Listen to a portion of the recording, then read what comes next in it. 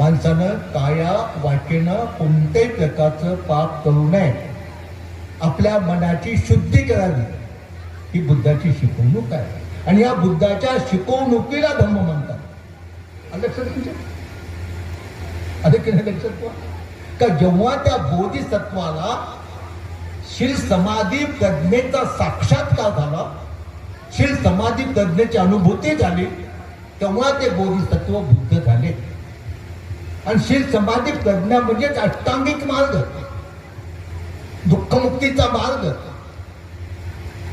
दुःखातून मुक्त होण्याचा मार्ग, जन्म मृत्यूच्या चक्रातून मुक्त होण्याचा मार्ग म्हणजे शेवटचा अष्टांगिक मार्ग.